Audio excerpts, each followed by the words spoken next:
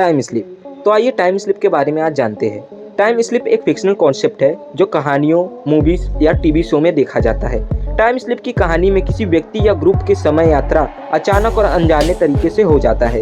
ये time travel से अलग होता है क्योंकि यहाँ व्यक्ति किसी और समय में यात्रा तो कर लेता है लेकिन वो उस समय में जाके कुछ बदलाव नहीं कर पाता। यहाँ एक छोटा सा टाइम स्लिप का एग्जाम्पल देते हैं हम लोग। तो चलिए आइए।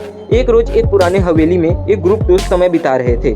तभी एक अजीब सी रोशनी हवेली में फैलने लगी और सारे दोस्त को बेहोश कर दिया। जब उन्हें होश आया तो वो खुद को एक नए जगह में पाए जो लगता था कि वो किसी और दुनिया में पहुंच चुके हैं या किसी और समय में पहुंच चुके हैं। वहाँ उन्हें लगा कि वो किसी पुराने शहर में है जहाँ लोग अजीब तरह से कपड़े पहने हुए थे, बहुत पुराने कपड़े। उनके पास मॉडर्न समय का कोई भी साधन नहीं दिखाई पड़ रहा था, जैसे मोबाइल फोन या कोई इंटरनेट का सुविधा।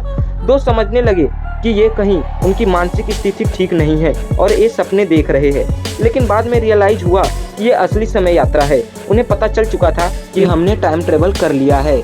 फिर उन्होंने अपनी कोशिश चालू कर दी कि हमें अपने असली समय में वापस जाना चाहिए। उन्होंने बहुत सारी कोशिश किया लेकिन वो अपने समय में वापस नहीं जा पा रहे थे। धीरे धीरे वो पुराने समय के लोगों से घुल मिल गए और उनसे दोस्ती करने लगे। उनके पास कोई ऑप्शन नहीं था, इसलिए वे उस समय के साथ एडजस्ट करने लगे। कुछ दिनों तक वे उस समय के जीवन को एंजॉय करने लगे, लेकिन फिर उनमें विचार आया कि उनको अपनी असली समय में लौटना होगा कैसे भी।